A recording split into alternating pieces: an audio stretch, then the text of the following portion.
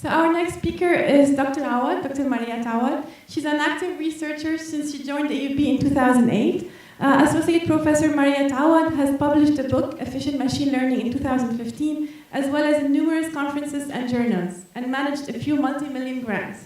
So prior to her academic endeavor, she was with IBM Systems and Technology Group, where she earned a few management recognition, several business awards, and multiple patents. Her current research interests include machine learning, data analytics, and Internet of Things. She will be presenting her talk on From Fast Horses to Connected Cars. Thank you, Mona, for the introduction. Hi, everyone. It's really very good to be here. But it's so difficult to speak after the amazing and inspiring speeches of Rania and the colleagues and everyone here. But I'll try to share some of the research that we do here in my lab at AUB. So I will start by not telling you something. And I don't want to tell you about data science, machine learning, because I think the writings are on the wall. Machine learning is like this big tsunami that you can't really miss it these days. So these are some numbers that I took from Forbes.com, showing the number of listing of jobs, how much it takes for a job to remain open in data science, what's the pay rate, and what are the skills out there. And as you can see, these numbers are really very encouraging. And as you can see also, that the DSA, like the Data Science Analytics Framework, category is really going from the technical, data-driven, something that really requires a couple of years of experience, to data science and advanced analytics or analytics manager that do require the advanced degrees in data science, such as masters and PhDs. So this is what I don't want to tell you, but I should tell you something. So I want to tell you who are the current faces in my lab. Currently, these are my most senior students, and I see some of them are around here. I would like to acknowledge their work. And what are the approaches that we work in? So as you can see, it's a bit of a crowded chart, but it's over the years, we always try to compare with something that we developed early on as shallow architectures from machine learning, and to go deeper into the deep architecture, the biologically inspired, and reinforcement learning. So there were a couple of questions in the audience early on. What is machine learning? Is it really just like crunching data? And so different models to have different math behind, and they could probably qualify less or more intelligent than others. But we started with shallow architectures, and up to now, it depends on the application and the type of data that we have, and many times we're very content with what an SVM and an SVR could do. So we tried on computationally making it more efficient. We did some improvement for SVM whenever the data set is unbalanced or you have some biases in it. And then we worked even in evolutionary computing. The deep architecture, we tried to work on the recurrent or recursive, basically, extreme learning machines. We compared to the existing CNN, RNN, DBN, and CA. And biologically inspired, because we still believe that most of the CNN and the deep learning has kind of evolved a little bit abstracted from what biology, the neurons, and the firing scheme is happening in our brain. So we want to go more into this neuroscience aspect, and we look into biologically inspired learning, the existing ones, and we try to improve on them computationally. We looked also into quantum machine learning, because we think Rania IBM will put the hardware sometime soon for us, maybe. Then reinforcement learning, which is probably the learning that mimics more the human way of thinking. And then definitely we look into energy computing, making it more efficient. So these are the approaches that we touch base. Where did we use them? It's a artwork, so as you can see it's a bit crowded, but we've tried from really the very traditional applications, trying to predict power, regular power, how much do I consume, and how much when should I switch this on and off, all the way to do artistic AI, try to really map music and generate music and map music to arts, and discussing or maybe analyzing the content of Arabic comics, and that was the topic that I discussed a bit last year in this wonderful conference. But today, what I want to talk about is rather our work under the umbrella of the mobility and the intelligent transport. So if we really look at the history of mobility, and you can see it's just as if we're moving from one side of, or one way of pollutant to another type of pollutant. So early on in 1900, we were like running with very few really motor cars and much more horses and like their dirt on the street. But then from the horse dirt, we're moving somehow to the car smog, which might not be as visible because of all these largely invisible sources of pollutant, the oil or even the manufacturing of the car or even the exhaust. It's not really something that is so much evident as the horse dirt. But then now we really move into the era of connected cars. And by the year of 2020, we expect many of these cars to be connected. So now we're talking about 4,000 gigabytes of data every day. So that's like the other extreme. So when we talk about data and big data, and usually this is so much coined in industry, big data is the new oil and currency for smart mobility. So if you look at a car, a smart car, so you have probably about 50 kb for your GPS per second. You have radar information, you have the sonar, you have the cameras, you have the radar. So all of this is like we said, 4,000 kilobytes per day. This is like about 100 millions of code, guys and ladies. So it's about 2,700 almost like internet users. So that's a lot. That's a lot from a data generation and probably data manipulation and storage. But at the same time, for us developers and people who are really on the technology, this is really good news. Because with all this data, there is something that really would help us develop new, like recent or new applications. And that could be probably just controlled by the car manufacturer. And some of them could be just potentially like open for people who are like going into this field. So for us, in my group, we moved from some of the external like vehicle environment to the in-cabin experience projects. And I will talk a bit about some of them, and I will focus on one of them at a later stage. So I'll start with the digital like advertisement distraction. So many times like the cars or the connected car is relying, as you've seen, on radar, cameras, and we read and we see all the time the news about the Google cart and how it was able to traverse successfully and many miles. But then still, this is in a controlled environment somehow.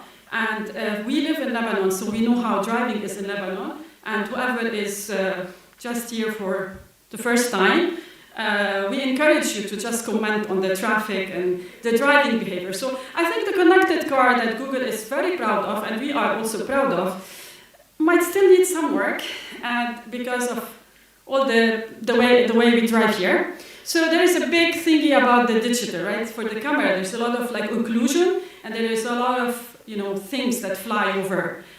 So we're looking into some digital advertisement, specifically distraction, assessing it first at the human level, and then see how we can port it and put it into some machine learning models. So that's like we categorize it that we're playing under the field of the safe driving, because in this environment of connected machines, I reported here on 4 categories: safe driving, autonomous driving, fuel and route efficiency, and enriched travel experiences. So that's like about the safe driving experience we're doing. Then for autonomous driving, I will not comment too much on this project because I'll detail it in a few slides later. For the fuel and route efficiency, as you know, there are a lot of optimization that you can use and suggestions. So we've done some carpooling and scheduling using genetic algorithm, and we were very satisfied with that. The enriched travel experience, I want to report on two basically projects that we've done. It's something called like cognitive infotainment, where the music will just automatically adapt to your mood. So if you're tired and you don't want to reach to the, let's say, play station or your tuner in the car to change it, so automatically based on your visual identification of the emotion or the state that you are in, it will tune in to the live radio. So that's not just it's a lookup from your iTunes or so on. And then the other project is the road safety. And also probably this, that we live here in Lebanon, we probably can associate with it more. We live in a very dynamic environment, and unfortunately, dynamic from the bad sense. So there's a lot of damages, explosion, or stuff or disaster that could happen. So we're working on an application where it would analyze automatically images and text from Twitter concerning disasters and will localize and then categorize the degree of damage or the location of that particular disaster. So that's like in a nutshell the projects that we are or we have developed, and I want to focus most on the autonomous package delivery and the deep traffic simulator. So why are we focusing on the last mile delivery and the cost package kind of thingy? That's because, as you probably have seen in news lately, Amazon, the big players are after this. And this is very important because you have a lot of rural and urban customers, and from a cost, let's say, formula and from the economics, you really want to make sure that you can do a home delivery to the cheapest, irrespective of where you are. And then, so these are a couple of charts from Amazon net shipping cost between 2010 and 2016. And as you can see, these are like really big numbers for shipment. So what is it that we could, well, what we're working on? So we're basically formulating a problem where we assume that the complete last mile is going to be autonomous. So you have a truck, self-driven, and you have an agent, a collaboration, a coalition between heterogeneous agents, because I might have, for example, some grocery to deliver to address A, and I have probably some medication, that I need to deliver to address B, and some different sizes, different packages. So I would need different basically capabilities, grouping, and also at the level of the decision, this is different. So this is very much heterogeneous, and I need to make a decision. Some of it is repeatable because maybe as if you analyze the human as a consumer, you can see that there is a little bit of repetition in what you order and when you order and all of that stuff, but the combination might not be always the same. So there is a learning component, but then there is a component where you would have to really improvise or basically build the coalition from scratch every time. So this is a flow diagram, not a diagram, but it's a flow chart, really showing some of the elements that we take into consideration. So I have a heterogeneous coalition of different robots. Some of them are like legged, wheeled, flying, different type of quad rotors or drones, and different payloads, different grips. So they have different flight time, they have different limitations in terms of friction and like really the dynamics when they fly. I would have different packages to deliver with different priorities and different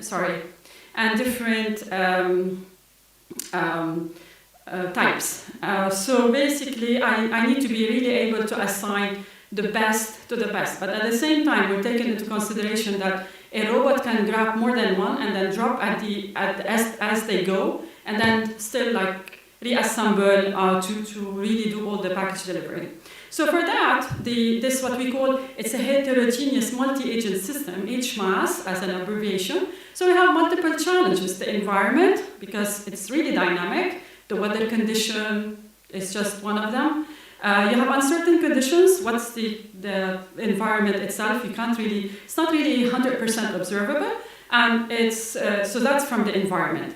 From the agent systems, you have the concerns of adaptability, the scalability, how generalizable it is, and then what are really your computational limitations, the battery from a resource perspective, and then what are your evaluation standards.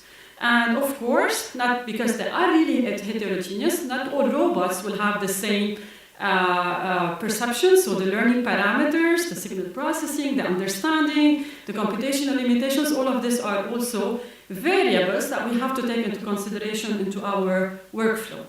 So that's a HMAS workflow that we try to capture and try to do some decomposition for a complex task into something more as a finer grain, and then see how the coalition will be formed, and how will the multi-agent be planning, and what's the sequence of action that they should take.